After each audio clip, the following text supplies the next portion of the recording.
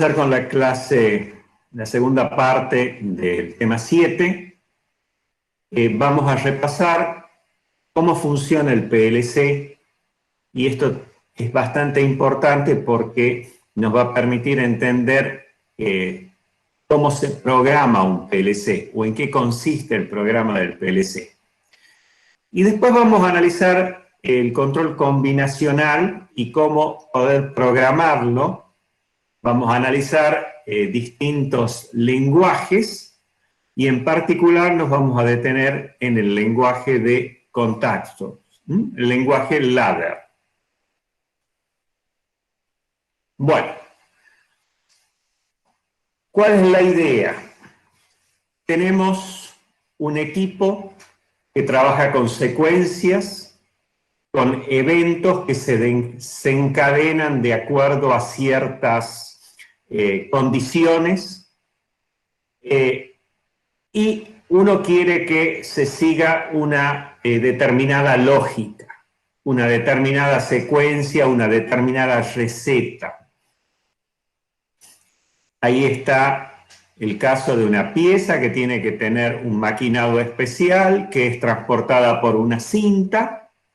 Bueno, hay sensores que nos permiten decidir si una pieza está en una posición o no, y hay actuadores que permiten que un motor produzca el transporte y una máquina especial permita hacer un maquinado sobre la pieza.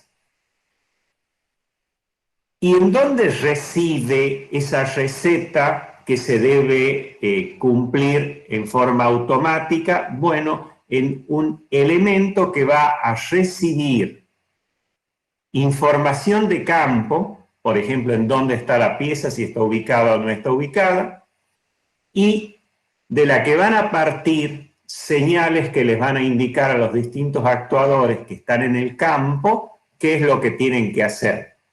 Andar o no andar, transportar o no transportar, perforar o no perforar. Muy bien.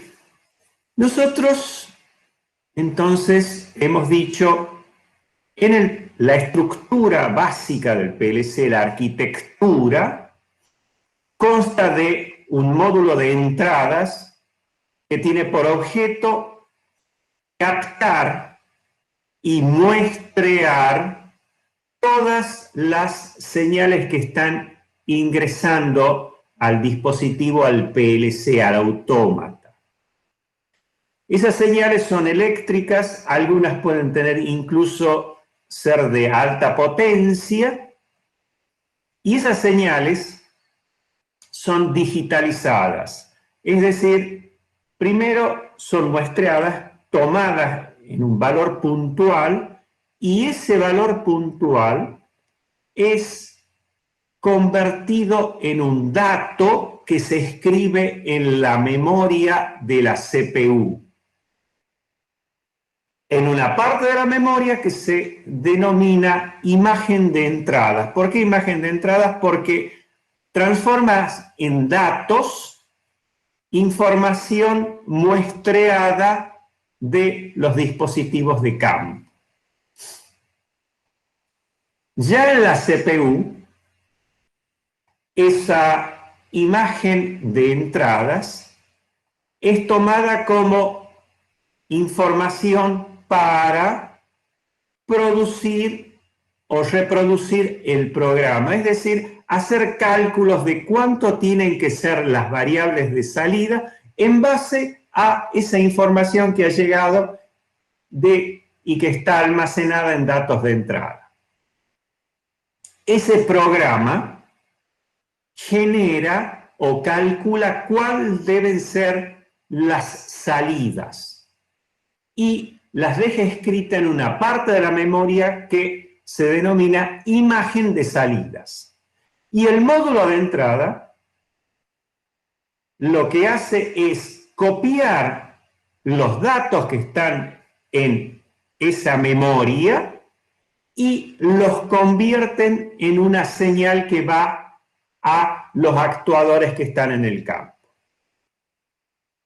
aparte hace otras tareas de autodiagnóstico y después, ¿qué es lo que hace? Repite el ciclo, muestrea las entradas, corre el programa, calcula la salida, el módulo de salida copia la imagen y genera las señales que van al campo. Y esto cíclicamente se va repitiendo. Cíclicamente se va repitiendo en lo que sería el periodo del ciclo.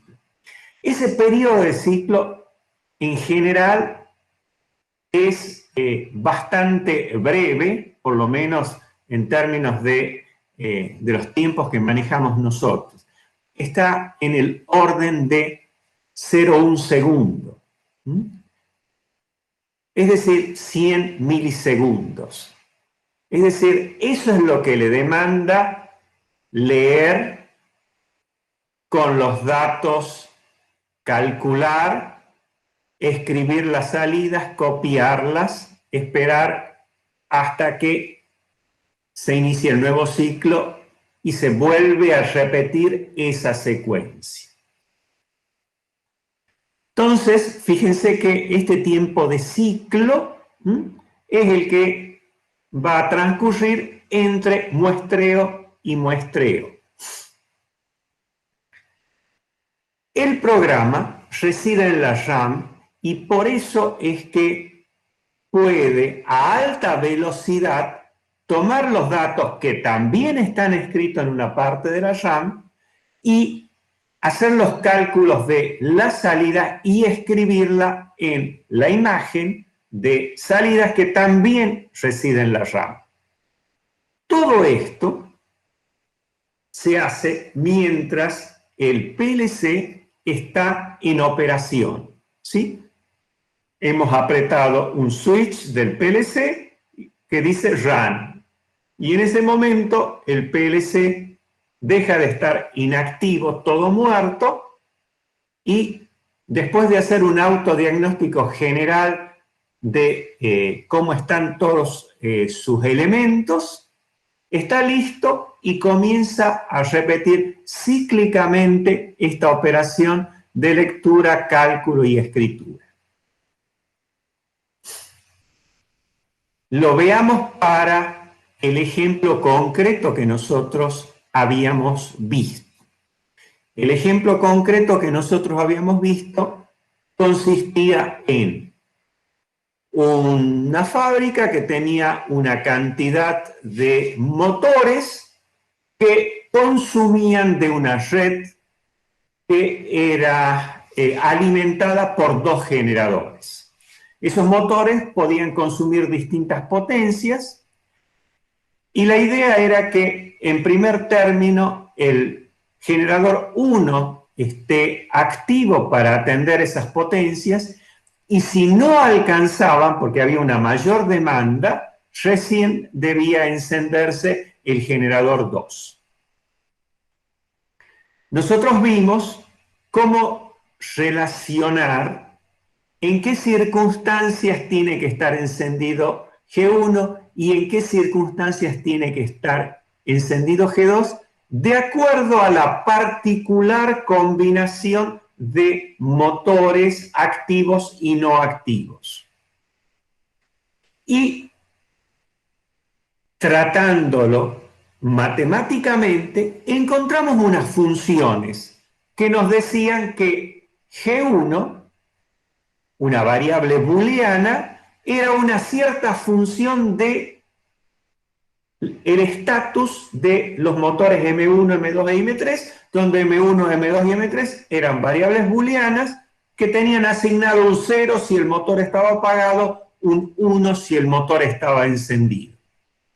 Y habíamos logrado deducir que, por ejemplo, G1 tenía que ser igual a M1 o M2 o M3.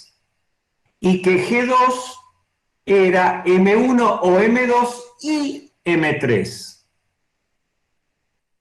Fíjense que lo que tiene que ejecutar el programa es, en base a los valores que observen aquí, generar y decirle si G1 debe estar activo o G2 tiene que estar activo. Matemáticamente significa calcular G1 y G2. ¿A partir de qué? De M1, M2 y M3. Entonces, el programa, en este caso, consiste casualmente en el cálculo de G1 y G2 a partir de M1, M2 y M3. ¿Cómo trabaja el PLC?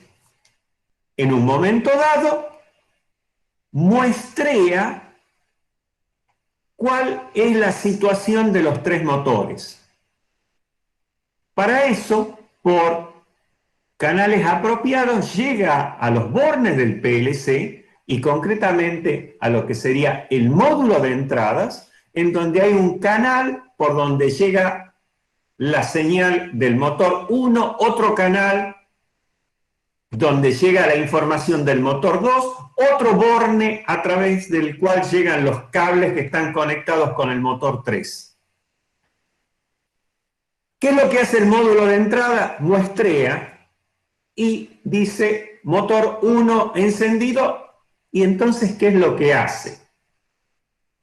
Primero muestrea y ve qué es lo que pasa con cada uno, y de acuerdo a si está encendido, escribe un 1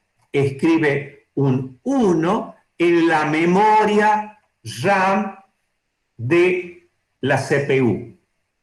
Y escribe en el lugar de la memoria M2 un 1 si el motor 2 está encendido.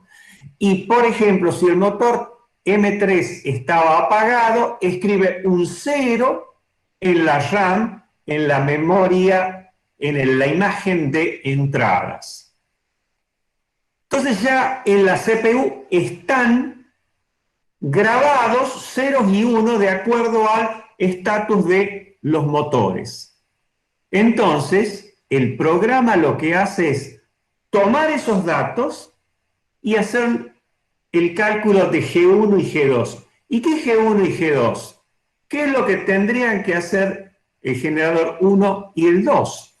Y G1 y G2 se escriben en la RAM, en la imagen de salida. ¿Y el módulo de salida qué hace? Copia, y si hay en G1 un 1, entonces genera una señal que le dice: vos tenés que permanecer activo.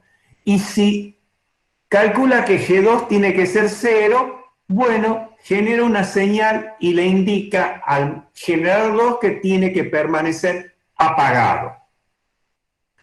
Todo eso dura un ciclo,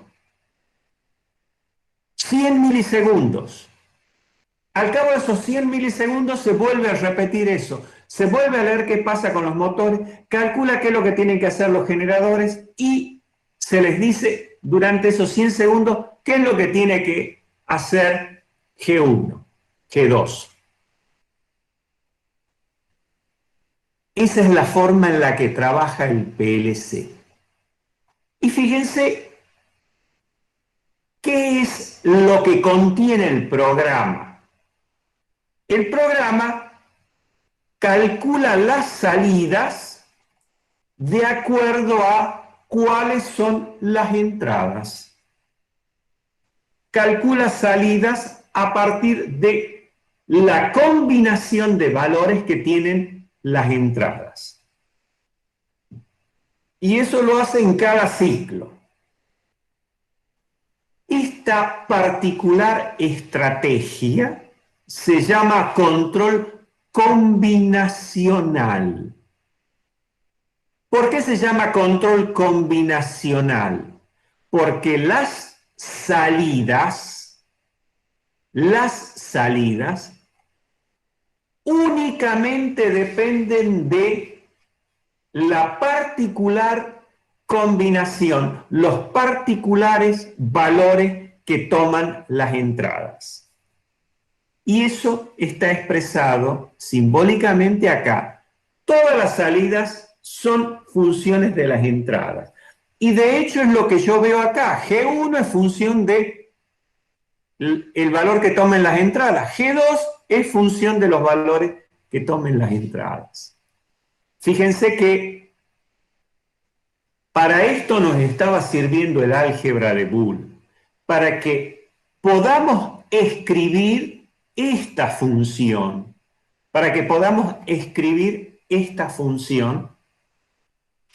en,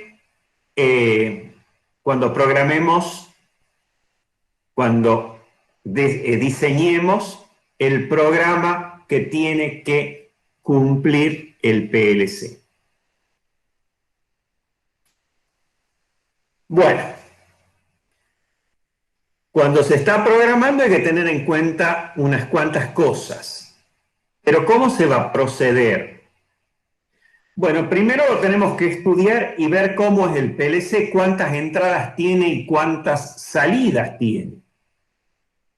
El PLC tendrá bornes y esos bornes tendrán indicado, este corresponde al canal 1, este corresponde a la entrada 2, este corresponde a las señales que vienen del campo 3. Y también tiene una bornera de salida en donde vamos a conectar los circuitos que van a los actuadores. Y también tienen canales y que estarán numerados. Fíjense que cuando estamos pensando en programar un PLC, lo primero que hay que tener presente es que ese PLC usa señales del campo y de ese PLC salen cables que van a los actuadores al campo. Entonces, físicamente hay entradas y hay salidas. Y lo que hay que tener presente es en qué canal ingresa. ¿Por qué? Porque de acuerdo al canal en el que conecte el cable, eso va a determinar en qué lugar de la memoria se va a almacenar, por ejemplo, el estatus del motor 1, es decir, el estado en el que está el motor 1, que es lo que se lee en el módulo de entradas.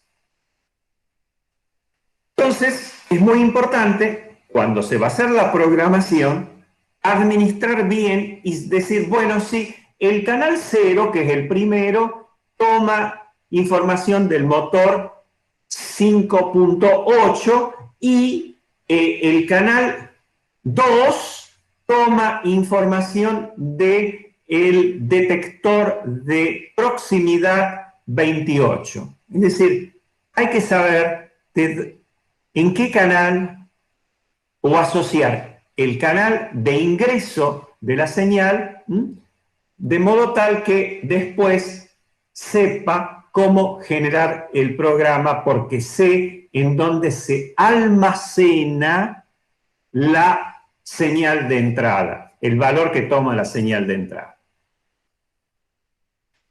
Entonces, una vez que ya sé cuáles son las entradas, cuáles son las salidas y por qué canales llegan al PLC y por qué canales salen del PLC, las salidas, bueno, entonces hay que analizar cómo hacer el cálculo de las salidas en función de las entradas.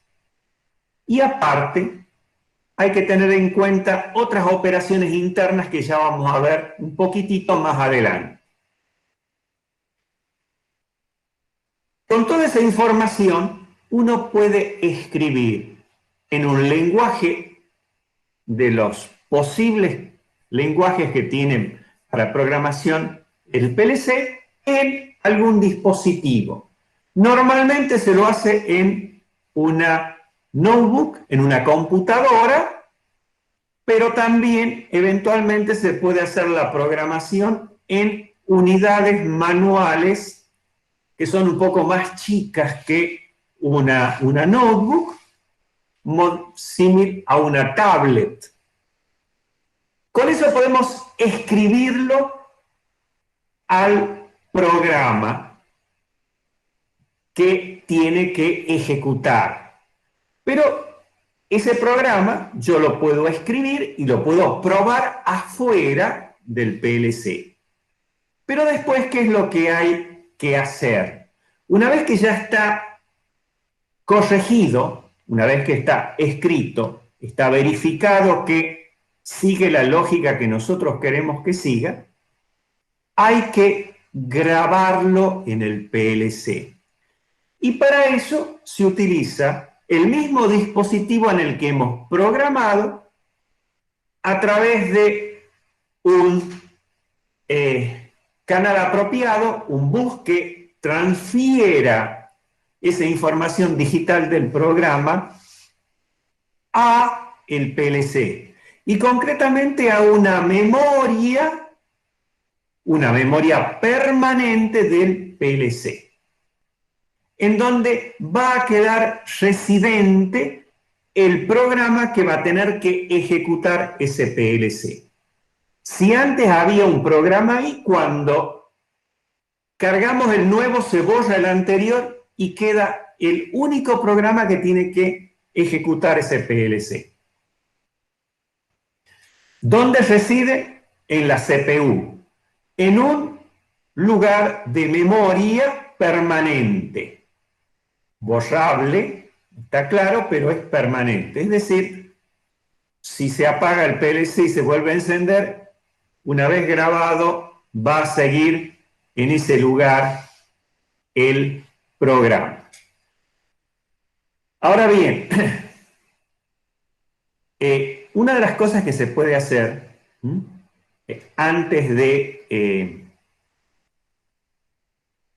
indicarle al PLC que ya está listo el programa para ser usado es eventualmente probarlo con el PLC sin que esté conectado a los dispositivos del campo y hacerle entrar una señal y ver cómo el PLC genera señales de salida. Eso significaría verificar. Pero una vez que ya está grabado y nosotros ponemos en run el PLC cíclicamente comienza a leer las entradas, ejecuta el programa y produce las salidas. Por supuesto que para hacer eso, lo primero que hace es copiar el programa que está en una memoria permanente, lo copia en la RAM. Y es en la RAM en donde se ejecuta casualmente todo este ciclo del que estamos hablando, ¿sí? Porque en una parte de la RAM están las memorias de entrada, están las memorias intermedias y están la imagen de salidas. Bueno, hay lenguajes estandarizados y aceptados por todos los fabricantes de autómatas programables. Y han sido estandarizados, el estándar es ese que aparece ahí, IEC 61131. Este estándar en general es un estándar de los PLC. La sección 3 es la que contiene los lenguajes de programación. Y los lenguajes de programación son 5, los estandarizados y en general los que ofrecen prácticamente todos los fabricantes de PLC. Hay dos tipos de lenguajes. Hay dos tipos de lenguajes que son literales. ¿Esto qué quiere decir? Las sentencias se escriben con caracteres, similar a los programas como el, Pascal, que ustedes vieron en informática allá lejos y hace tiempo, que consiste en sentencias que se escriben con caracteres. Esos lenguajes literales hay de dos tipos. Uno que es bastante elemental, que se denomina lista de instrucciones, es un lenguaje muy elemental y en general sirve para programas relativamente simples. Tiene la enorme ventaja que con un dispositivo relativamente chico se puede hacer en forma bastante rápida, sobre todo para las personas que tienen bastante cancha, a lo mejor para programar con este tipo de lenguaje. Pero en general permite la programación relativamente simple. Es un lenguaje tan elemental muy parecido al ensamblador y parte de la idea que hay un lugar de la memoria en donde se carga una variable y a partir de ahí, con eso que tenemos en la memoria, se comienzan a hacer cálculos y se va sobreescribiendo sobre la memoria que finalmente se copia sobre una variable que está dentro del campo de las imágenes de salida.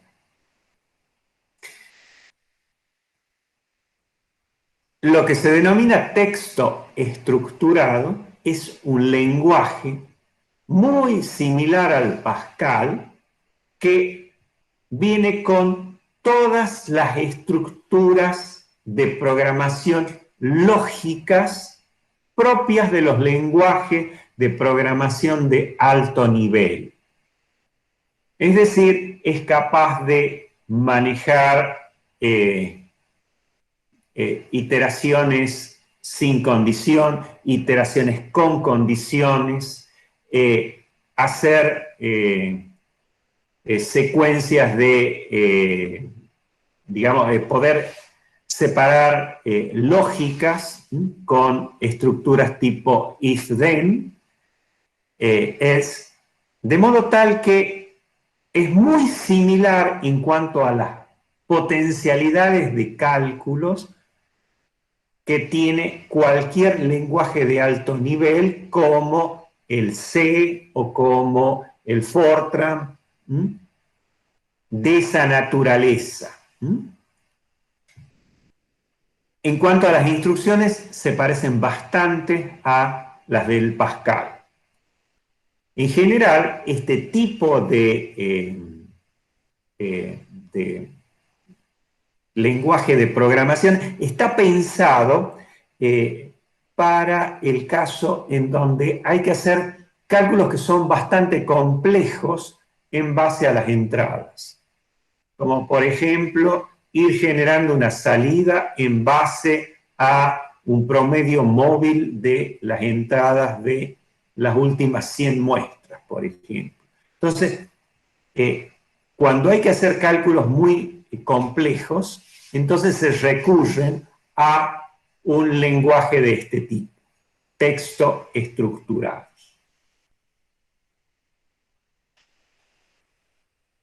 Lo que más se usan son lenguajes de programación gráficos, es decir, aquellos en donde no hay que escribir sentencias, sino se trabaja con elementos gráficos que se van conectando y que van a ir representando las entradas, las operaciones que se hacen con las entradas y cómo se escriben en ciertos objetos gráficos las salidas.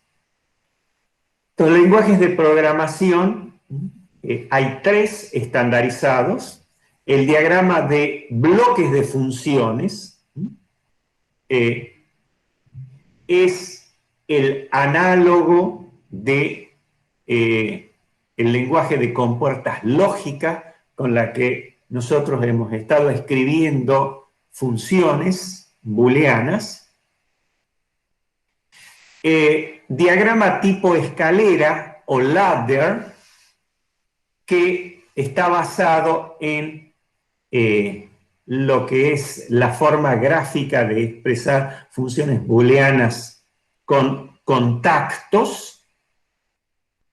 Y finalmente uno que está pensado para una lógica muy especial, que es el diagrama de funciones secuenciales, así lo llama el estándar, pero los fabricantes, sobre todo los europeos, lo denominan GraphSet, que es un lenguaje gráfico bastante intuitivo que toma un poco la idea de describir secuencias de eventos en forma muy similar a cómo lo conciben, por ejemplo, las redes de Petri.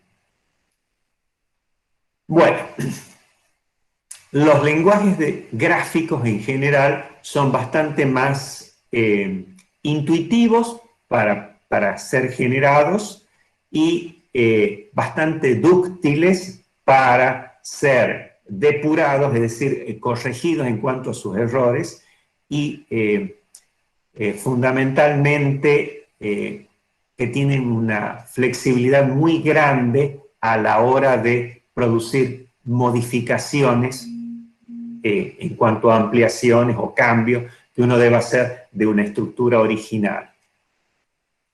Nosotros en particular vamos a ver los diagramas tipo escalera, lógica ladder de contactos y GraphSet.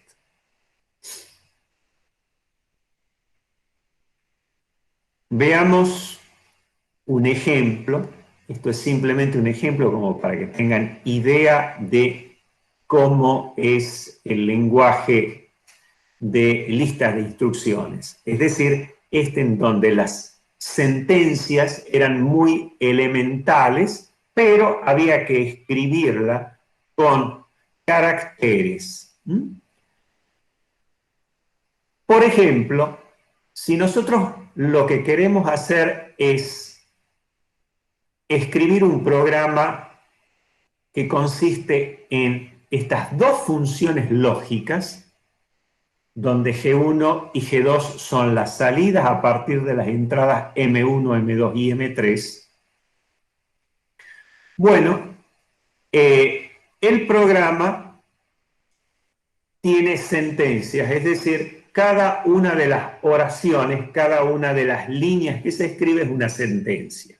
Una de las cosas que se puede hacer es poner comentarios, y en ese caso, por ejemplo, se utiliza una doble barra para decir, esto que escribo aquí es solamente comentario para saber qué es lo que estoy haciendo. En general, siempre un programa tiene que tener comentarios para que el día de mañana, cuando haya que modificarlo o otra persona necesite entender qué es lo que se hace, esté lo suficientemente documentado como para ser entendido. En este caso, hemos puesto caso de estudio. En algunos casos, el comentario se lo puede poner al final de la sentencia, como como se puede ver aquí en el segundo de los renglones. Se utiliza funciones que son definidas por 2 o a lo sumo 3 caracteres. Por ejemplo, la sentencia LD sirve para indicar load, y eso significa cargar algo que está en algún lugar de la memoria. Y lo que se hace después es poner el lugar de la memoria en donde está eso que se está cargando. ¿Y en dónde se lo carga? Bueno, se lo carga en una memoria especial que está sirviendo para un cálculo. Entonces, si nosotros ponemos load y acá ponemos I1, lo que hacemos es ir a buscar en la imagen de entradas que corresponde al canal 1, ese lugar de la memoria se llama I1 en este caso. Entonces lo que hago es cargar lo que tengo ahí, que será un 0 o un 1, y que proviene de la información del motor 1. La siguiente dice OR, y acá voy a buscar en otro lugar de la memoria, en I2, que ha traído la información del motor 2, y lo que está haciendo es hacer una operación OR con lo que tiene cargado en la memoria. Lo que tenía cargado en la memoria le hace una operación OR con I2. En este caso sería I1 o I2. Por supuesto, eso da como resultado de nuevo una nueva variable lógica. Ese resultado ahora se escribe en ese lugar de la memoria donde antes estaba I1. Y si ahora ponemos OR I3, lo que hace es hacer una operación OR sobre el resultado de la operación anterior. Entonces, fíjense que cuando he hecho esto, he producido esta operación y el resultado que tenemos ahora en ese lugar de la memoria temporal está el valor que tiene que tener Y1. Entonces, ahora le decimos, almacene eso que usted ha calculado en este lugar de la memoria. ST es por store, es decir, almacene ahora en un lugar determinado de la memoria que es Q1.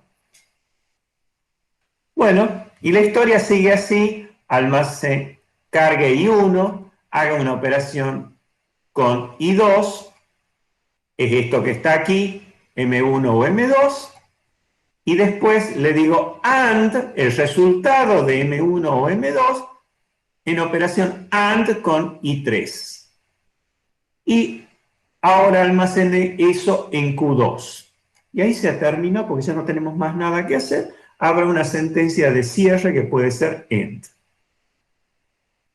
Fíjense cómo con sentencias muy elementales puedo ir escribiendo esta lógica combinacional. De nuevo, Profesor, sí. ¿cómo se hace para diferenciar de que si está entre paréntesis o no el M1 o M2 en el segundo caso? A ver, fíjate vos que lo que has hecho acá es aplicado la propiedad asociativa, perdón, digamos, has asociado M1 y M2. Por eso lo que se hace aquí es cargar I1. Esto lo carga en este lugar temporario de la memoria. Acá, ¿qué operación hace? Hace la operación OR, M1 o M2. Y el resultado queda almacenado en la memoria, esa temporal. Cuando yo le digo AND, I3, lo que hace es hacer una operación AND con lo que tenía almacenado en la memoria, que ya era el resultado de M1 o M2. Y cuando ha hecho esto, en la memoria le queda almacenado ya el resultado este. Y acá lo único que le digo es, lo que tengo en la memoria esta temporal, escríbalo en la salida canal 2. ¿Sí? ¿Se entiende? Sí, no, mi pregunta era, por ejemplo, si yo tengo M1 más M2 por M3 todo seguido, ¿cómo lo diferencio de esa forma, digamos? ¿Lo tengo que escribir seguido? Es que no te entiendo. De alguna forma esto está seguido, no sé por qué. No, me refiero a que no existiese el paréntesis y M2 estaría multiplicado por No, M3. pero esa ya es una situación distinta. Primero tendría que hacer M1 o M3, perdón, M2 o M3, y después, al resultado ese, hacer OR M1, Ah, bien. porque es una cuestión de términos en este caso. Tendría que haber cambiado esto. De todos modos, esto no es ni siquiera para que lo aprendamos, sino simplemente para que vean en qué consiste un lenguaje de lista de instrucciones. Es muy elemental y de nuevo, cuando el programa es muy simple, eso se puede hacer sin mayor problema, se puede escribir. Ahora, cuando ya tenemos algo que es bastante más complejo, en donde hay ya muchos más elementos, entonces ya conviene utilizar otro tipo de lenguaje. Bueno, en el caso de textos estructurados no vamos a entrar demasiado en detalle, pero tiene, les vuelvo a decir, todo el repertorio de un lenguaje de alto nivel, ¿sí? Aparte de los lazos tradicionales y de los condicionales tradicionales, tienen funciones que a lo mejor son muy elaboradas, ¿sí? En principio, embebidas como raíces, potencias, exponenciales, y también de la misma forma se pueden ejecutar algoritmos. Por ejemplo, en forma numérica, calcular el área bajo la curva de determinadas variables de entrada, ¿sí? En el caso de el diagrama de bloques de funciones, utiliza lo que sería la forma de concebir compuertas lógicas, el lenguaje de compuertas lógicas. Las entradas se visualizan como de una determinada forma, en general son rectángulos que tienen asociados determinados nombres vinculados a las variables de entrada, y en rectángulos que tienen determinadas, que hacen las operaciones AND u OR, equivalente a las compuertas que nosotros utilizábamos. Pero, qué sé yo, si es una compuerta tipo OR, suele tener barra; si es una tipo AND, suele tener el underline, ¿sí? Y, de nuevo, en rectángulos apropiados, se ponen lo que son el resultado de las operaciones. Y estos rectángulos están asociados a las memorias en donde se escribe. Bueno, nosotros vamos a utilizar y vamos a programar, vamos a hacer programas elementales de PLC con el lenguaje de contactos o lenguaje ladder. Recuerden cuál era la idea del lenguaje de, digamos, de la representación gráfica de funciones lógicas con contactos. La idea se basaba en decir, hay una fuente que genera energía, una diferencia de potencial, y hay una serie de llaves, una serie de switch que pueden estar abiertos o cerrados. La apertura o cierre de ese switch van a indicar si tenemos ceros o tenemos unos. Y cada una de esas switch, de cada una de esas llaves, representa una variable lógica. Y conectado a esos contactos hay un elemento que se activa si pasa la corriente o no está activado si no pasa la corriente. Esa es un poco la idea de la forma gráfica de escribir funciones lógicas de esa forma con contactos. Esa es la idea que se toma con el diagrama tipo escalera, o lenguaje tipo ladder. En la norma esta que mencionábamos, utiliza directamente como acrónimo LD, Ladder Diagram. Bueno, ¿por qué esto es de escalera? Porque en principio lo que sería el cable con tensión se escribe a la derecha en forma de una recta vertical, mientras que el neutro o masa es de nuevo una línea, y esa línea representa un conector de masa.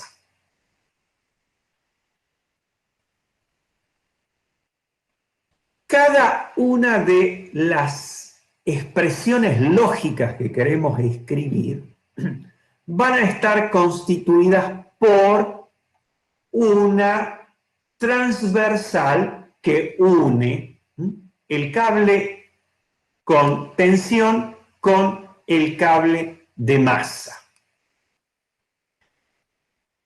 Ese cable va a tener una serie de llaves que podrán estar abiertas o cerradas. Los contactos. Entonces, vamos a tener conectado a la línea de tensión una serie de contactos conectados en serie o en paralelo, emulando las funciones lógicas que conocemos, AND y OR. Y los contactos serán normalmente abiertos o normalmente cerrados para representar variables en su versión original o en su versión negada.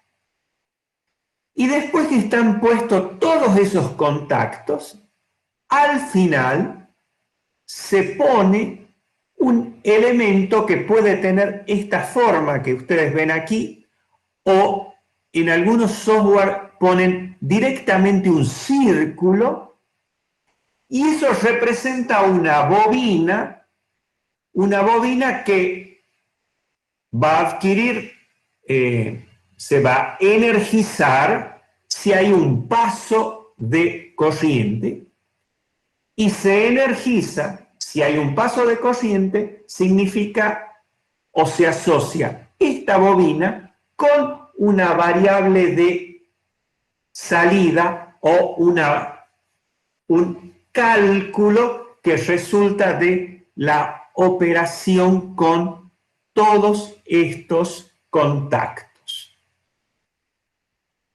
Por lo tanto, en el lenguaje ladder vamos a tener una línea de tensión, una línea de masa, conectados entre la tensión y masa una serie de contactos, y al final aparecerá una bobina que se activa o no se activa.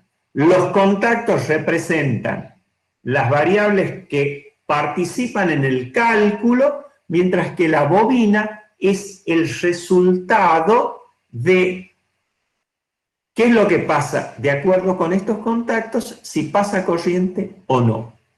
Si se energiza, se escribirá un 1, y si no se energiza, se escribirá un 0 en el lugar de la memoria asociado a esta bobina. Por lo tanto, cada contacto o cada bobina tiene asociado un lugar de memoria. Los contactos sirven para proveer de un dato, mientras que en la bobina se escribe un resultado. ¿Qué contactos se utilizan y qué formato tiene? Bueno, un contacto, ¿se acuerdan que nosotros escribíamos como escribíamos la llave en las representaciones eléctricas que solíamos hacer? Bueno, en el lenguaje ladder, un contacto se escribe como se muestra en esta figura. Y este es un contacto normalmente abierto. ¿Esto qué quiere decir? Que este símbolo está asociado con un switch, con una llave. Y con una llave que está abierta. ¿Esto qué quiere decir? Como este símbolo, esta llave, este contacto, está asociado con algo que está en una memoria determinada.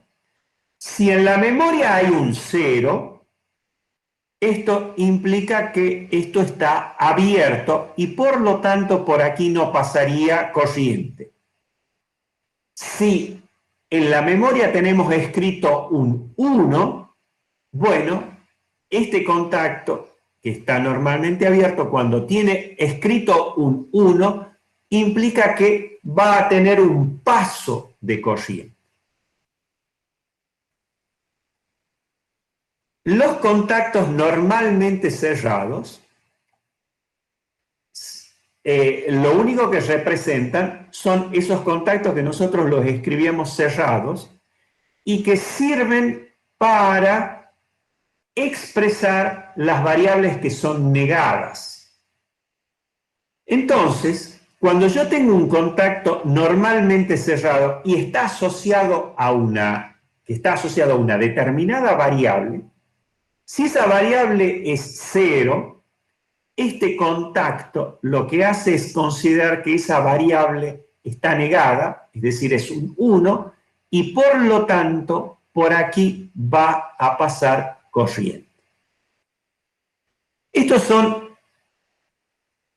los dos contactos, el normal abierto y el normal cerrado, que están asociados entonces a determinadas variables.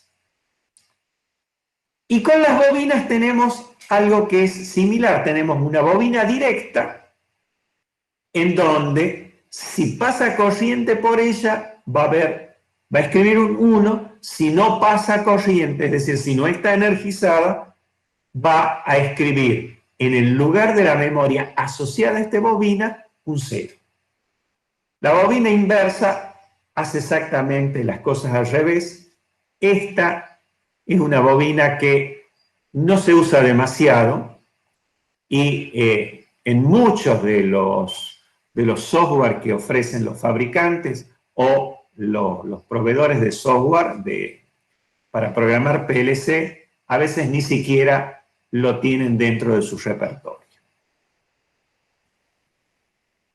Hay una bobina muy especial que es la bobina tipo SET o retentiva, que es una bobina un poco especial. ¿Por qué? Porque está asociada a una memoria y cuando el resultado de la operación indica que por aquí pasa corriente, en una bobina SET lo que hace es escribir un 1 en el lugar de la memoria con el que está asociado. Pero, una vez que ha escrito el 1, ese 1 permanece en la memoria. Y la única forma de hacer que ese 1 deje de estar en la memoria es que se ejecute, que se active una bobina llamada bobina reset, una bobina reset que asociada a esa bobina set haga que lo que quedaba como 1 en forma permanente se transforme o vuelva a ser un 0. La bobina set, una vez que en el lenguaje en toda la parte de los contactos vemos que pasa corriente, pone un 1 y ese 1 no se cambia. Solamente se va a cambiar a 0 si con los circuitos una bobina reset hace que ese 1 pase a ser 0. Estos son los elementos mínimos con los que podemos programar. Veamos cómo sería con lenguaje de contactos la lógica que nosotros hemos visto aquí. Es decir, si ahora queremos escribir estas funciones booleanas que relacionan entradas con Yo salidas. lo conozco a ellos desde. Yo vine a vivir acá, a Mochón Padre. Lo conoció el padre y la madre. ¿Sabes esas facturas de Río que hacía? ¿Cómo dices? Y otra cosa, acá en la bandera a la par de la... No, pico, país. ¿Por qué no queréis? Sí. ¿Qué sucede? Bueno, lo otro lo dejo, cualquier cosa después lo pueden cambiar. Yo voy a ir, voy a sacar una foto a la cantera, aunque creo que la bonita se ve.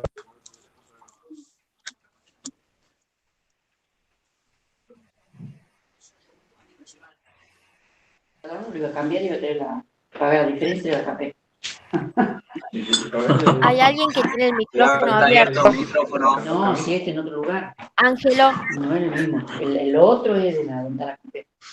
¿No sé qué va a estar? No. Iba a ser. No, dejalo nomás, lo otro. Dejalo. ¿Cómo puede ser un compañero? Ángelo, fíjate el micrófono, por favor.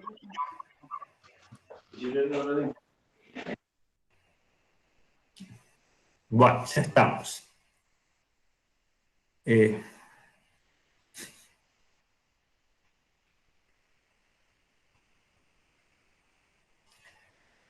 ¿Cómo podemos escribir ahora esta misma función con lenguaje de contactos?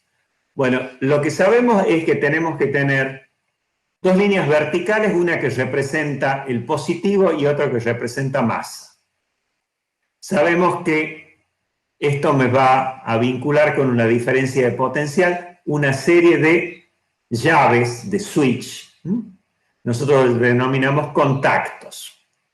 Fíjense que G1, nosotros dijimos que era M1 o M2 o M3. Fíjense que, y como están todos en su versión afirmada, hemos puesto contactos normalmente abiertos. Esta es la operación lógica que hacemos y el resultado se tiene que escribir en un lugar de la memoria G1. ¿Sí?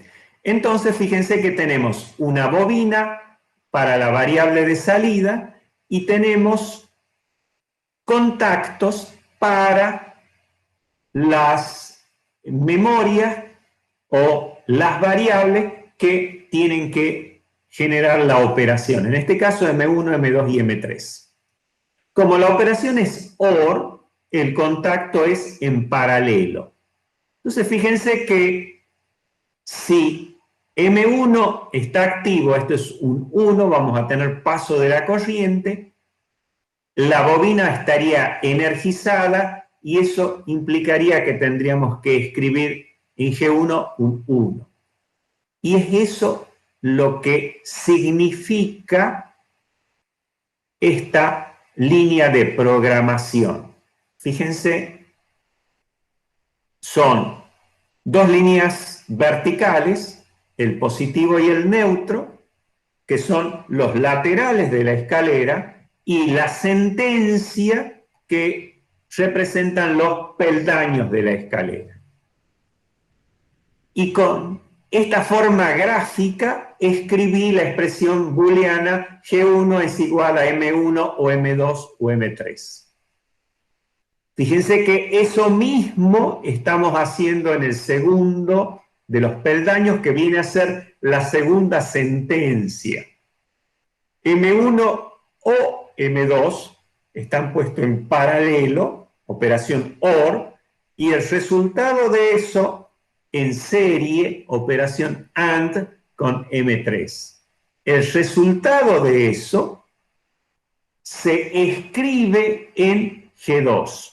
Por eso tenemos una bobina que va a representar el lugar de la memoria G2. Esto que está puesto aquí es un programa. ¿Esto qué quiere decir? ¿Qué es lo que ejecuta el PLC? ¿Y cómo es la ejecución?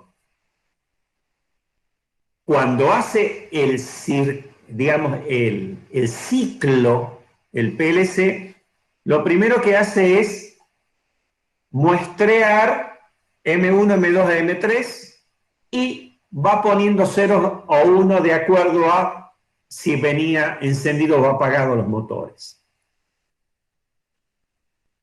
Una vez que ha pasado eso, fíjense que el programa ejecuta lo que está en esta expresión gráfica ladder. Entonces, en M1, M2 y M3 hay valores que provienen de la lectura y lo primero que hace, se va ejecutando de arriba para abajo, toma el primer peldaño y en G1 hace el cálculo que corresponde. Si antes tenía un valor 0 o 1, ahora lo sobreescribe y pone el nuevo valor. Y esto indicará si el generador 1, cuando se copie esto en las salidas, tendrá que permanecer encendido o apagado. Y después que ha ejecutado esto, ejecuta esta otra y escribe en G2 el resultado. Finalmente, una vez que esto está escrito, se transfiere al campo y se vuelve a ejecutar. Este programa cíclicamente se va ejecutando una, otra y otra vez. 100 milisegundos dura uno, se renueva 100, otros 100, y así indefinidamente hasta que se lo apaga el PLC. Entonces fíjense que cada uno de estos peldaños representa una sentencia y se van ejecutando secuencialmente, desde arriba hacia abajo.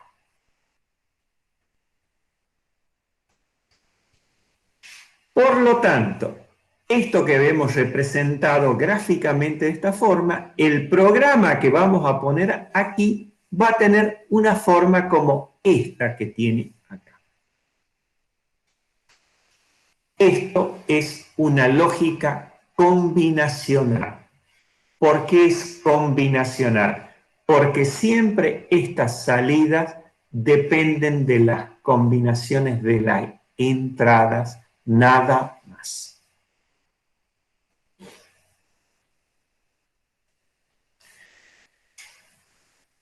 A veces hay que hacer operaciones complejas y uno puede ir haciendo algún tipo de operación. Y lo que nosotros habíamos visto acá es que en estas bobinas poníamos, por ejemplo, lo que ya iba a ser escrito en la imagen de salida para que el módulo de salida los convierta en señales al campo. Pero este lenguaje nos permite también escribir en otro lugar de la memoria, no escribir solamente en las imágenes de salida. También podemos escribir en un lugar de la memoria interna. Si ustedes se acuerdan, lo que decíamos en la última clase, hay una memoria de todo lo que se ha muestreado en las entradas, la imagen de entradas. Hay una memoria en donde están las imágenes de la salida, es decir, todo lo que el módulo de salida va a copiar para mandar a campo, pero también tenemos lugares internos en donde podemos almacenar variables. Y podemos almacenar este tipo de variables ceros o unos. A eso se lo denomina marcas o bits internos. Es decir, escribimos ceros o 1, el programa escribe ceros o 1, en lugares internos de la memoria.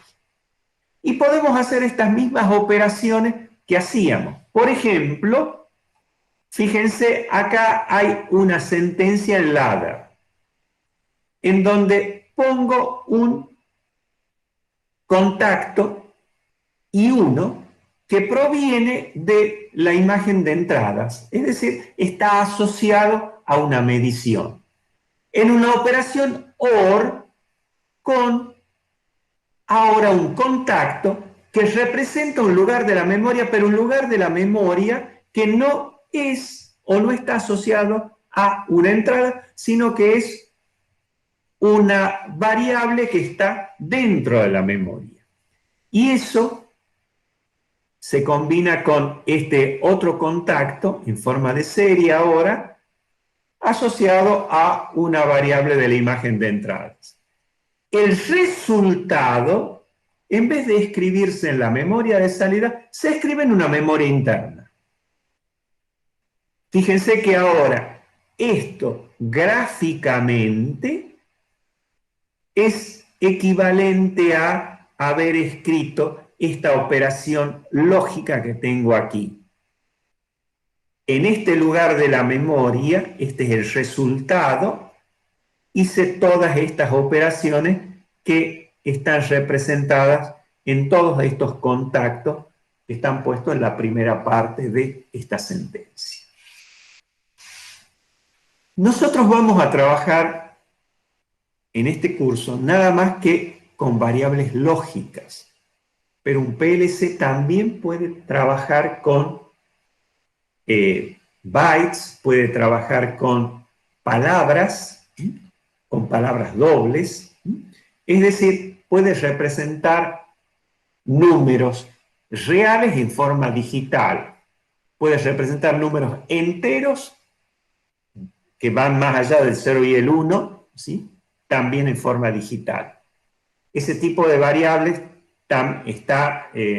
digamos, se utiliza en determinados PLC para lógicas que van a ser más complejas que las que nosotros vamos a analizar, pero están disponibles casualmente y con este lenguaje también podemos hacer operaciones con ese tipo de variables. Nada más que no las vamos a ver. Ahora vamos a introducir el concepto de flanco. Fíjense que nosotros estamos trabajando con variables lógicas, es decir, aquellas que tienen tan solo dos valores. Y nosotros numéricamente lo asociamos con ceros o unos. Una variable puede estar en un valor 0 o en un valor 1. Cuando se produce el cambio de valor 0 a valor 1, decimos que esa variable lógica tuvo un flanco ascendente. Y de igual forma, cuando una variable lógica pasa del valor 1 al valor 0, decimos que esa variable ha experimentado un flanco descendente. Bueno, ¿esto por qué nos va a servir? Y nos va a servir para algunos dispositivos que están disponibles para la programación de un PLC. Hay ciertos elementos que se denominan detectores de flancos. ¿Qué es un detector de flancos? Es un elemento que lo que hace es tomar la variable, medirla y tomar en cuenta si se produjo un flanco ascendente o un flanco descendente. ¿Y qué es lo que hace ese dispositivo? Ese dispositivo lo que hace es genera como salida un 1 cuando detectó un flanco ascendente y genera un 1 solamente en un periodo, ¿sí? En un ciclo del PLC. Y después vuelve al valor 0. Fíjense que siempre va a producir pulsos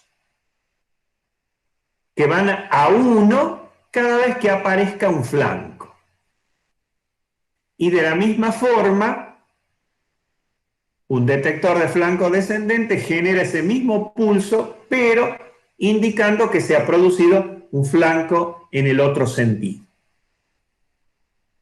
Vamos a ver en qué caso se utiliza esto o aparece esto. Bueno, hasta ahora nosotros nos habíamos contentado con operaciones lógicas. Si ustedes se recuerdan cuál es la definición estandarizada de PLC, hablaba de un dispositivo digital que tenía capacidad para operaciones lógicas y también decía un par de palabritas más, para operaciones temporizadas y de contaje. Bueno, los PLC vienen pensados también para poder generar ciertas acciones internas vinculadas con el tiempo y con contar cosas. Estas se denominan temporizadores, las que trabajan con tiempos, y contadores, las que hacen operaciones de contaje. ¿Qué hace un temporizador o un timer? Bueno, un timer está asociado a una variable de entrada que proviene de una medición o de una memoria interna. Es una señal lógica que va a ser una señal 0 o 1, dependiendo si está activo o no está activo. Hay un periodo de tiempo que cuenta el PLC, porque el PLC tiene un reloj interno, un reloj digital interno, que permite contar tiempo, y uno puede poner, le puede escribir a este elemento de cálculo una cantidad de tiempo. Fíjense que este es un parámetro que se le escribe al temporizador y no es necesariamente una variable lógica 0 o 1, sino va a representar una cierta cantidad de tiempo. Normalmente un múltiplo de milisegundos, de microsegundos, de segundos. Y estos temporizadores tienen salidas. Y concretamente, nosotros la que nos va a interesar, porque son las que vamos a utilizar, es una salida que es o 0 o 1. Es decir, es una salida lógica, una variable lógica. Y esa salida es 0 o es 1 según se cumpla alguna condición relacionada con el tiempo, según se cumpla alguna relación asociada con el tiempo. Existen diversos tipos de temporizadores, pero en forma estandarizada se han propuesto 3. Los fabricantes a veces les ofrecen más alternativas que estas 3. Están los temporizadores con retardo a la activación, se denominan TON, con retardo a la desactivación, se denominan TOF, o los temporizadores que activan un pulso. Y a eso se denominan RTO. ¿Qué es lo que hacen estos temporizadores? Como hemos visto, tiene una variable lógica de entrada tiene una variable lógica de salida y tiene un parámetro que es una cantidad de tiempo. Muy bien. Un temporizador que es retardado en la activación, ¿qué es lo que hace? Cuando la variable lógica de entrada produce un flanco ascendente, es decir, cambia de 0 a 1,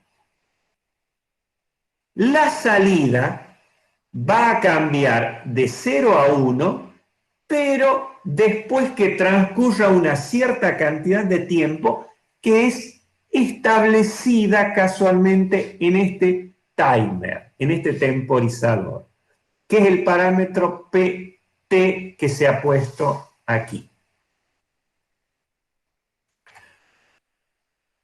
¿Por qué se llama temporizador con retardo en la activación? Porque casualmente esta transición de 0 a 1 se la retarda en el tiempo.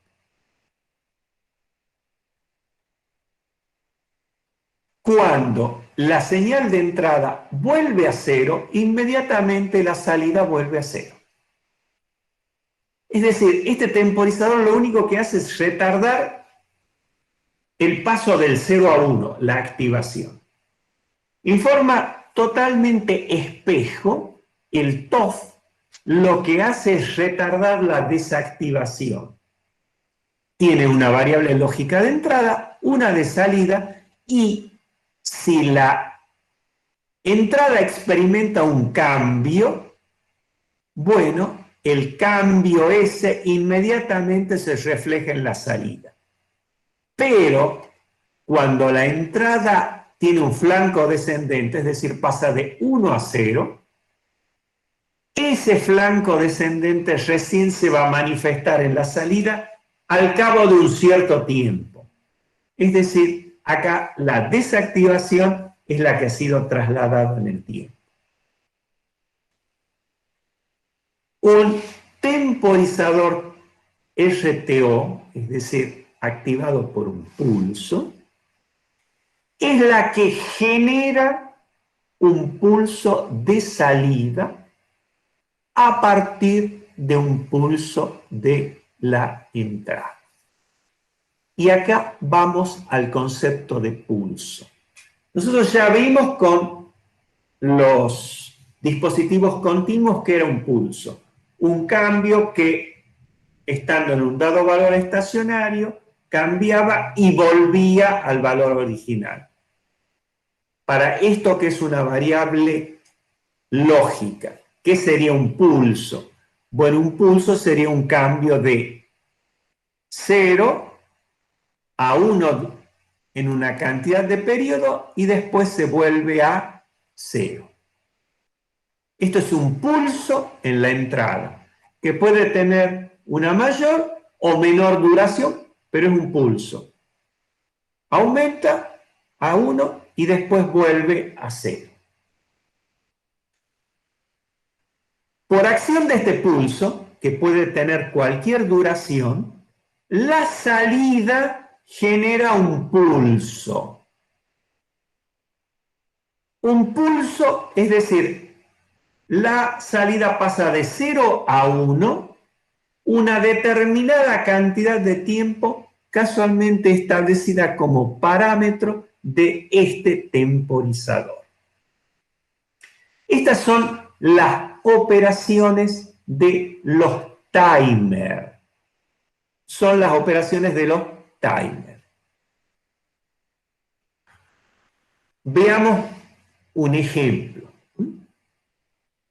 Supongamos que tenemos un detector de proximidad y ese detector de proximidad es captado por el PLC y lo escribe en un lugar de la memoria que sería I0. Supongamos que este detector realmente lo que hace es que si el objeto está a una distancia mayor de 30 centímetros, no está activo, pero si el objeto se aproxima a 30 centímetros, esto se activa. Y esto es la entrada. La salida es un foco, es decir, nuestro elemento en campo es un foco que se va a encender si el detector de proximidad indica que el objeto está a una distancia menor de 30 centímetros. ¿Cómo haríamos para escribir esto en el PLC para que el PLC ejecute esto? Bueno, si tuviéramos que escribir en el PLC, esto sería bastante sencillo porque ¿en qué consistiría? En un contacto normalmente abierto con I0 y eso yo lo conecto con una bobina que sería el Q0 que corresponde al foco. Entonces, que podría ser un elemento de seguridad, alguien que se acerca, ¿sí? Y si de pronto se acerca, lo que quiero es que se encienda la luz inmediatamente. Bueno, supongamos ahora que queremos hacer otra cosa. Queremos que si el objeto se acerca, que por ejemplo sería un ladrón acercándose a una puerta y está a 30 centímetros, inmediatamente se encienda una luz. Inmediatamente se encienda una luz. Pero que si el ladrón se retira, no se apague inmediatamente la luz, sino que esa luz permanezca encendida 30 segundos y recién se apague después de 30 segundos. Bueno, para eso tendremos que utilizar un timer. Y disculpen, pero esta diapositiva tiene un error, ¿sí? Tiene colocado casualmente un temporizador tipo TON, cuando lo que tendría que tener es un temporizador tipo TOF, ¿sí? Entonces, podemos ir...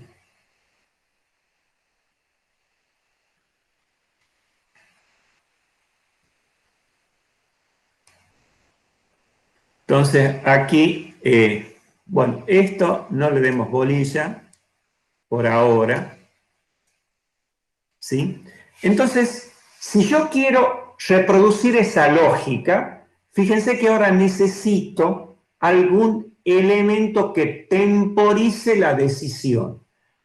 Es decir, la salida no solamente está condicionada por las entradas, sino también hay una operación temporal que tengo que hacer. ¿Y cuál es la operación temporal que tengo que hacer?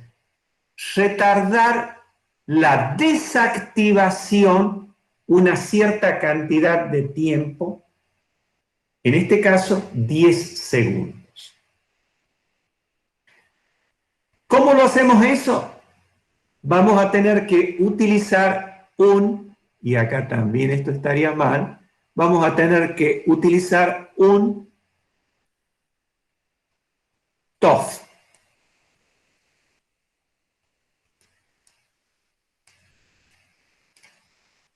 Los temporizadores tienen colocado el tipo de temporizador que es, ¿sí? Acá tendríamos que poner un TOF. ¿Y cómo conectaríamos? Bueno, este contacto normalmente abierto está asociado a la proximidad, al sensor de proximidad.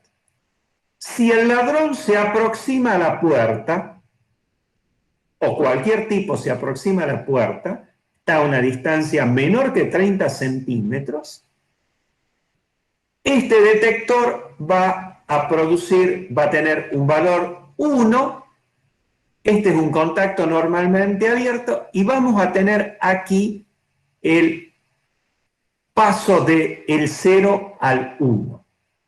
Cuando pasamos del 0 al 1, ¿qué salida se genera? Si este es un TOF, inmediatamente la salida pasa de 0 a 1. Bueno, los temporizadores en general escriben su salida en un lugar de memoria interno. Incluso muchos software directamente estas dos cosas las ponen juntas, ¿sí? La bobina en donde escriben en M2, ¿sí? Es un solo elemento con este rectángulo representante del temporizador. Entonces, en un lugar de la memoria instantáneamente escribe 1. ¿Y cuál es la siguiente sentencia? Si en ese lugar de la memoria hay un 1, bueno, entonces pone un 1 en el canal 0 de salida, que es el que va a producir un cierre del circuito con encendido de la luz. Esto está pensado para el tipo que se acerca, está más próximo que 30 centímetros, la luz se enciende. Ahora el ladrón se da cuenta que está siendo iluminado y se corre. ¿Qué es lo que queremos que haga? Que la luz siga encendida 30 segundos, que no se apague inmediatamente cuando esté a una distancia mayor de 30 centímetros. Entonces, fíjense que cuando el ladrón ahora se ha alejado, y acá pasamos de un 1 a un 0, ¿qué va a pasar con lo que escribo en M2? Bueno, en M2 inmediatamente no va a pasar de 1 a 0, sino que va a pasar de 1 a 0 después que hayan transcurrido 10 segundos, que es lo que tiene escrito acá. ¿Sí? Entonces, fíjense que esto significa temporizar la respuesta. ¿Sí? Entonces, aquí, que quede claro,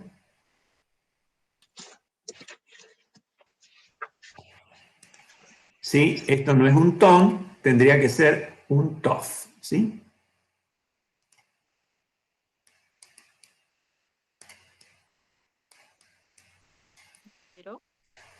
Bueno. Profesor, ¿no debería ser un TON? ¿Por qué no es un TOF? ¿Por qué es un TOF, supuestamente? Si ahí dice que se requiere que se encienda una luz después que hayan transcurrido 10 segundos. O sea, que la activación se demore, no la Bueno, desactivación. porque yo estoy haciendo un lío. He pensado en, disculpen, ¿no? Pero yo he pensado en el siguiente ejemplo, ¿sí? El de un detector de seguridad de una puerta que tiene el detector de proximidad de la persona que se ha acercado y si está próximo, si llega a la frontera de los 30 centímetros, se encienda la luz. Y que quede encendida la luz de modo tal que cuando el tipo se aleje, es decir, se desactive, la luz siga encendida 30 segundos. Sí, a ver, sí, la verdad. Claro, el enunciado está distinto, digamos, pero si ahora que me dice usted, está bien.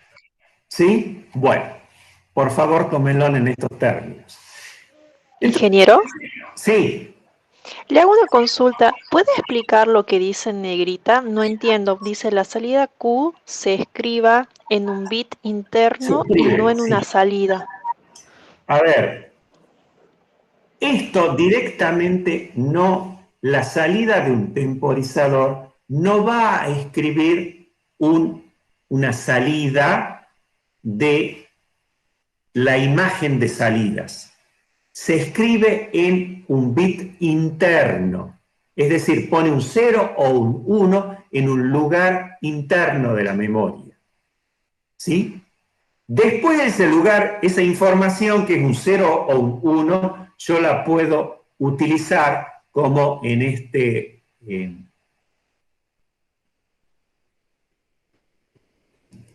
como aquí, lo que tengo escrito en ese lo puedo utilizar para activar una salida. ¿Estamos? Es decir, la salida de un temporizador no se conecta directamente a un dispositivo de la salida. No escribe directamente un 0 o un 1 en la imagen de salida. Lo escribe en un lugar, en una memoria interna. Y después lo que yo hago es asociar esa memoria interna con la salida que yo necesito. ¿Me entiendes? Sí, ahora sí se entendió. Muchas gracias. Pero fíjate vos qué es lo que está puesto acá, de alguna forma. Sí, sí, sí. Bueno, veamos qué he puesto aquí. Dice, un detector de proximidad activa una salida, digamos, a partir de una salida binaria, y cuando el objeto se encuentra a una distancia menor, se requiere que se encienda una luz, se cierra un circuito de alguna forma a través de la salida Q sub 0. Y lo que queremos es que permanezca encendido durante 20 segundos. Fíjense que si tenemos esa situación, lo que tendríamos que utilizar es un temporizador de tipo RTO, es decir, aquel que me genera un pulso de salida a partir de un pulso de entrada. Veamos, se acerca una persona, tiene que encenderse una luz y esa luz tiene que permanecer encendida durante 30 segundos.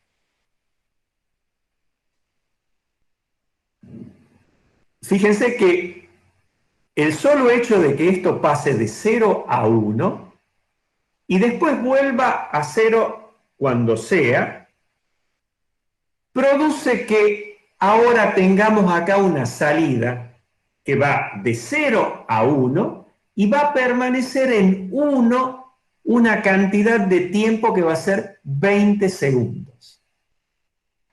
Entonces, ¿qué es lo que se hace con esta operación? Este cambio de 0 a 1 que se ha producido aquí genera que en la memoria M1 asociada, digamos, en donde escribe este temporizador, permanezca un 1, una cantidad de tiempo, asociada a una cantidad de ciclos, y fíjense que entonces ese 1 yo lo vinculo con, en este caso, una salida. Entonces, si acá tengo un pulso, bueno, eso genera un pulso de salida. Miren, en este caso el pulso de entrada es hasta mayor que el pulso de salida. En este caso tengo un pulso y genera un pulso de salida. Siempre la duración del pulso es la que viene fijada por el parámetro que le colocamos al temporizador, que en este caso sería, por ejemplo, 20 segundos. Estos temporizadores también tienen una salida. Nosotros no la vamos a utilizar, pero tiene que ver con, genera una señal que ahora ya es una palabra doble, y que está asociada con la cantidad de tiempo que va transcurriendo desde que se ha disparado el timer. Fíjense que cuando el timer ha llegado, digamos, va a ir escribiendo el tiempo que va pasando, ¿sí? Y va generando acá una salida que ya no es una salida on-off, no es una salida binaria, no es una salida lógica, sino que es una palabra doble, en donde está un valor de tiempo que va transcurriendo desde que se ha iniciado este proceso de temporización. Nosotros en particular este no lo vamos a utilizar, pero muchos PLC permiten el uso de esa salida, por ejemplo, para que quede visualizado, por ejemplo, el tiempo transcurrido. ¿Se entiende?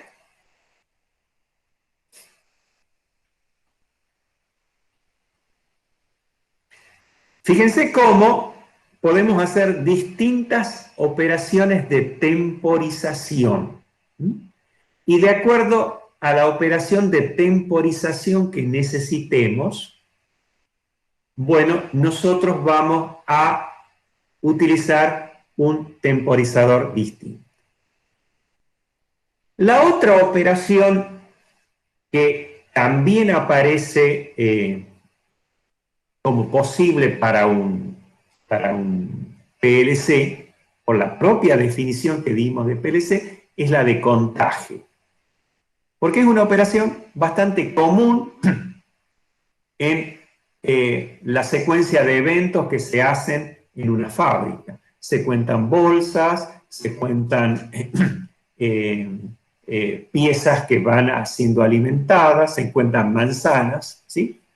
Bueno, ¿en qué consiste un contador, un counter? ¿En qué consiste? Es un elemento que detecta flancos ascendentes y los va contando, e interiormente los va contando los flancos ascendentes que se van produciendo en una entrada que puede estar asociada, por ejemplo, a un detector determinado. Y se pone un límite de contaje, es decir, ¿qué cantidad quiero contar? Y tenemos dos tipos de contadores. Contadores en orden ascendente, y a esos se denominan CTU, o orden descendente, y en ese caso la denominación es CTD. Un contador ascendente, ¿qué es lo que hace? Partiendo de 0, va contando los flancos ascendentes que se van introduciendo a través de esta entrada. Entonces, si tiene un flanco ascendente, pasa de 0 a 1 y después a 2, a 3, así hasta que se llega al valor máximo, que es un parámetro que se le fija, que se le programa al contador. Por ejemplo, 100.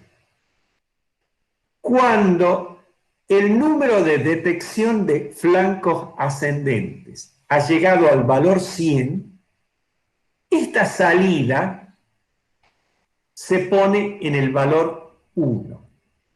Es decir, va a permanecer como salida, que se inscribe en un lugar interno de la memoria, en 0, mientras el número de flancos ascendentes que se cuente no haya alcanzado el valor superior. Cuando alcanza el valor superior, esta salida produce un valor 1 y lo escribe en un lugar de la memoria interna. Esta es una salida auxiliar que va diciendo cuántos va contando. ¿Sí? Fíjense que esto me sirve para decir, bueno, he llenado 100 unidades, he armado 400 autos, han pasado 30 limones. ¿Sí? Uno descendente es similar en la operación de conteo. ¿Por qué es similar en la conteo? Porque tiene una entrada y tiene un valor, ¿sí?, límite, un parámetro, ¿sí?, del que se comienza a descontar. Entonces, cada detección de flanco ascendente va a ir disminuyendo el número que originalmente se ha almacenado aquí. Entonces, si yo he almacenado un número 300, que por ejemplo significarían 300 bolsas, la primera bolsa que aparezca va a descontar de 300 y lo va a llevar al contador a 2,99, la siguiente a 2,98, y cuando llegue a 0 va a producir aquí un cambio en la salida, siempre escribe un 0, cuando ha llegado al límite va a escribir un U. Estos dos contadores tienen una salida para resetearlo. Por alguna razón, si he ido contando y ahora quiero dejar de contar y quiero volver a empezar a contar, puedo borrar la cuenta y con esta entrada, si es un 0 no hago nada, si es un 1, resetea el número que está contando a 0 y comienzo a contar de nuevo. Esta es la operación que hacen estos contadores. De nuevo, esta salida del contador escribe en un lugar interno de la memoria. Por ejemplo, tenemos que a través de una cinta se alimentan frutas.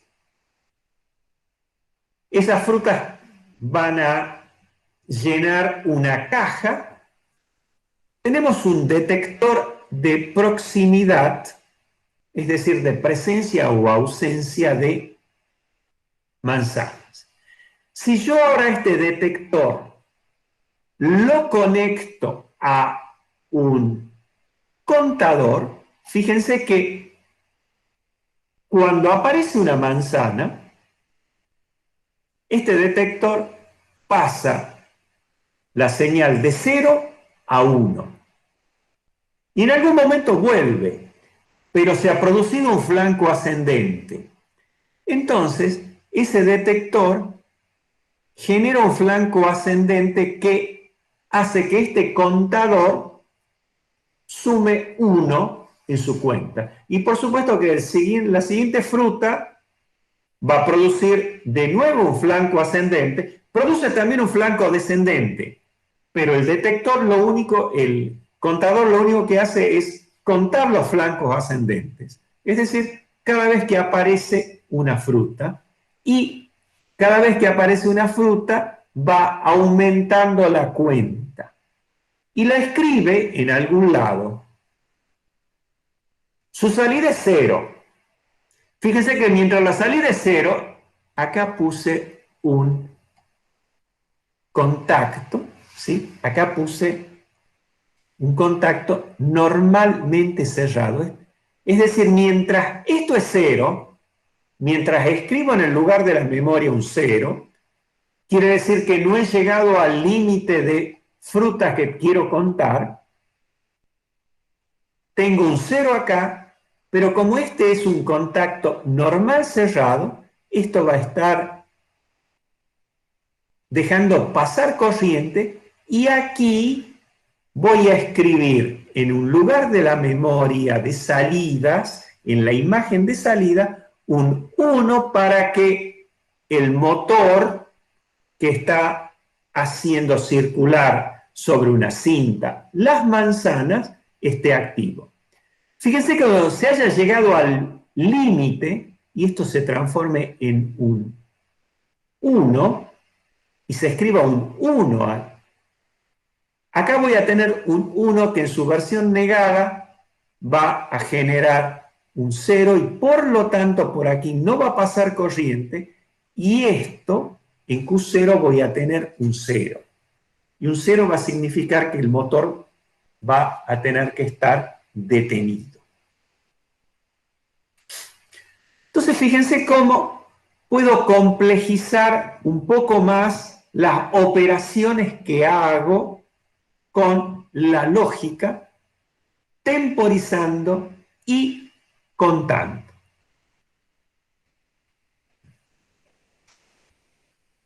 Entonces, volvamos a la idea original. Fíjense, nosotros tenemos un módulo de entradas. El módulo de entradas lo que hace es muestrea, toma el valor de todas las variables que entran y las escribe en la imagen de entradas.